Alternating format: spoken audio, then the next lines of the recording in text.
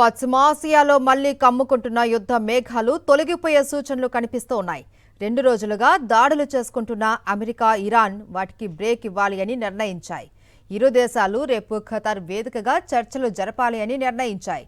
హర్ముజ్పై ఇరు దేశాల మధ్య వివాదం నడుస్తోంది. ఈ జలసంధిపై పూర్తిగా తమకు పట్టు ఉండాలి అని ఇరాన్ వాదిస్తోంది. అయితే అది అంతర్జాతీయ మార్గమని, ఏ దేశానికి నియంత్రణ ఉండకూడదు అని అమెరికా వాదిస్తోంది. దీనికి తోడు హర్ముజ్లో ఒమన్ తీరానికి దగ్గరగా కొత్త రవాణా మార్గాన్ని అమెరికా నౌకాదళం మరింత విస్తరించేందుకు ప్రయత్నించడంపై ఇరాన్ రగిలిపోతుంది. 2 రోజుల క్రితం తైవాన్ నౌకపై జరిగిన దాడితో ఉద్రిక్తతలు మరింత పెరిగాయి. ఇరాన్ తీరుపై మండిపడ్డ అమెరికా మరోసారి టెహ్రాన్పై దాడులు చేసింది. ఇరాన్కు నరకం చూపిస్తాము అని ట్రంప్ వార్నింగ్ కూడా ఇచ్చారు.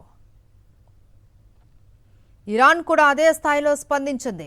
పశ్చిమ ఆసియాలో యుఎస్ బేస్లే లక్ష్యంగా డ్రోన్ దాడులు, మిసైళ్లను ప్రయోగించింది. దీంతో మళ్లీ యుద్ధం మొదలవుతుందని ప్రపంచ దేశాలు తీవ్ర ఆందోళన వ్యక్తం చేశాయి. క్రూడ్ ధరలు కూడా మళ్లీ పెరిగాయి. అయితే ఇరు దేశాలు మరోసారి చర్చలకు ఓకే చెప్పడంతో అంతా ఊపిరి పీల్చుకున్నారు. హర్ముజ్ పైనే రేపు ఖతార్ చర్చలు సాగనున్నాయి. మరిన్ని అప్డేట్స్ కోసం ఛానల్ ను సబ్స్క్రైబ్ చేయండి. నోటిఫికేషన్స్ కోసం బెల్ ఐకాన్ పై క్లిక్ చేయండి.